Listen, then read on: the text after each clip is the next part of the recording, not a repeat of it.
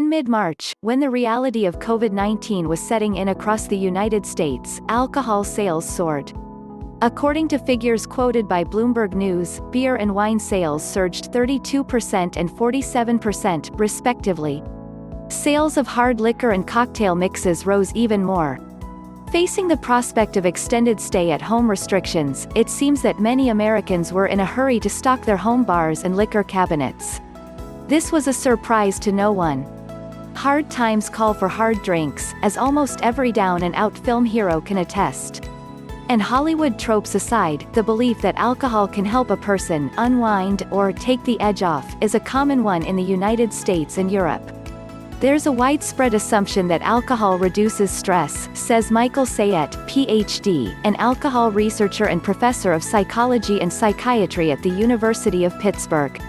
He says the average consumer believes this, and so do many doctors, according to clinician surveys. He also says the notion that alcohol calms the nerves is an ancient one. In some of his work, Sayette quotes the Greek poet Alcaeus, who wrote, "We must not let our spirits give way.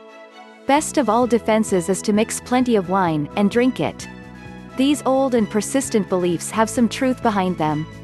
Alcohol is an anesthetic, meaning it dulls pain, says Rajita Sinha, Ph.D., founding director of the Yale School of Medicine Stress Center. And physiologically, alcohol affects the body's stress pathway in a very potent way. She explains that alcohol can in some cases blunt the brain and body's response to a stressful event. Alcohol can facilitate TH. A 2011 study in the journal Alcoholism found that, immediately following a public speaking task, the blood levels of the stress hormone cortisol tend to spike. But when people in the study were given the equivalent of 2 alcoholic drinks immediately following the public speaking task, this cortisol response was dampened. A 2009 study in the Journal of Abnormal Psychology found that raising people's blood alcohol content (BAC) to a level of 0.08%, the threshold for impaired driving charges in many states, reduced their startle reflex in response to anxiety-provoking electric shocks. There's also evidence that alcohol can strengthen the action of certain neurochemicals in ways that mimic the effects of anxiety-reducing pharmaceutical drugs, such as Valium or Xanax. Alcohol has similar effects as benzodiazepines, they both modulate the GABA-A receptor, says Manoj Das, a postdoctoral research fellow at the Johns Hopkins Center for Psychedelic and Consciousness Research. He explains that GABA is the brain's main, inhibitory, neurotransmitter, meaning it tends to turn down brain activity. Alcohol can facilitate the action of GABA, and this may partly explain why a drink at the end of a frantic day can calm anxious thoughts. While these study findings support the belief that alcohol can reduce stress, there's a lot more to the story. We now have 50 years of laboratory research that suggests it's far more complicated than one would believe, Sayette says. What we're finding is that it's not one size fits all. We're still answering questions such as under what conditions, and for whom, does alcohol work to alleviate stress? According to a 2011 review in Behavioral Neurobiology of Alcohol Addiction, heavy drinking can actually cause the blood's cortisol levels to rise, rather than fall. Also, heart rate and blood pressure both tend to increase with heavy drinking, especially as the body breaks down alcohol and its toxic byproducts flood the bloodstream. The amount of alcohol that constitutes heavy drinking varies from one person to the next. But Sayette says that longtime drinkers who frequently turn to alcohol to manage stress likely have different responses to it than light or infrequent drinkers.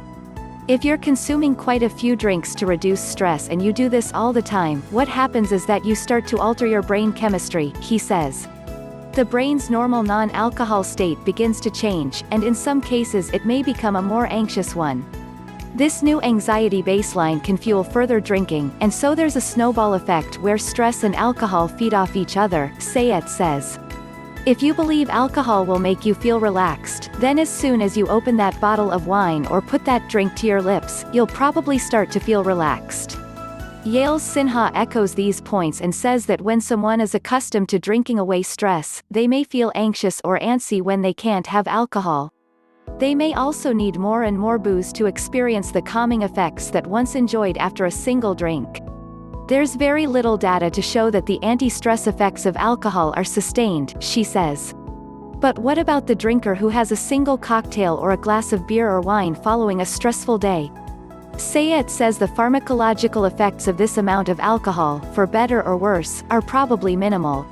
Most of the research over the years has been done with intoxicating or near intoxicating doses of alcohol, and the amount of alcohol in single drink, or even two, is below the level of alcohol associated with intoxication, he explains. Some of the above research suggests that, at these levels, alcohol may help lower some markers of anxiety or stress, but any benefits are going to be small. Much of alcohol's stress-combating allure may stem from people's attitudes and behaviors while drinking. If you believe alcohol will make you feel relaxed, then as soon as you open that bottle of wine or put that drink to your lips, you'll probably start to feel relaxed, Sayet says. In other words, there's a psychological element at work. He also points out that many people engage in naturally calming rituals when they drink. They settle into a comfortable chair or turn on some music. They stop checking their email and talk with friends or housemates. Drinking is often the catalyst for these other relaxing behaviors, Sayet says. The take-home message seems to be that, for some people, alcohol in small doses can help reduce stress. On the other hand, if you're consistently trying to drown your stress in alcohol, your drinking may be counterproductive, and could eventually turn harmful,